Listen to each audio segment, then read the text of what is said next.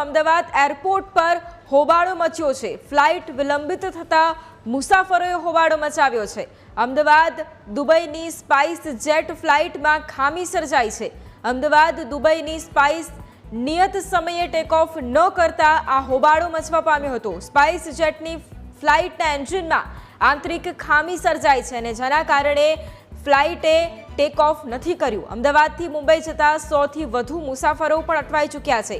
ગત સાંજે 4:35 ઉડાન ભરનારી ફ્લાઇટ રાત્રે 1:30 સુધી પણ ફ્લાઇટ નહોતી ભરી, જેના કારણે મુસાફરોએ હોબાળો મચાવ્યો હતો।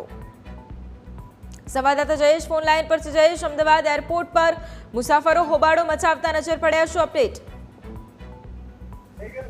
ચોક્કસથી અમદાવાદ એરપોર્ટ ઉપરથી દુબઈ માટે છે તે ફ્લાઇટ ઉડાન ભરવાની હતી, પરંતુ ઓપરેશનલ ખામીના કારણે ફ્લાઇટ 11 કલાક સુધી છે તે ટેક ઓફ ન થઈ શકી, જેને કારણે અમદાવાદથી દુબઈ મુસાફરી કરનાર 100થી વધુ જેટલા મુસાફરો છે તે અમદાવાદ ઇન્ટરનેશનલ એરપોર્ટ ખાતે અટવાયા હતા અને જે એરલાઇન એજન્સી છે તેમના દ્વારા યોગ્ય પ્રત્યુત્તર છે તે આપવામાં આવ્યું, તેને કારણે મુસાફરોમાં છે તે રોષ જોવા મળ્યો હતો।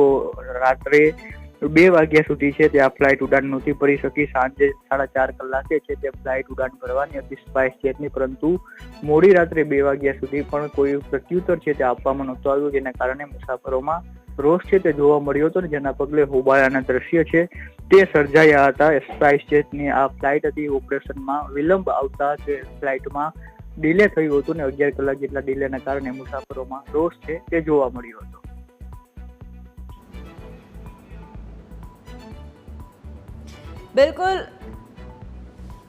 બિલકુલ જયેશ, આભાર તમામ જાણકારી માટે।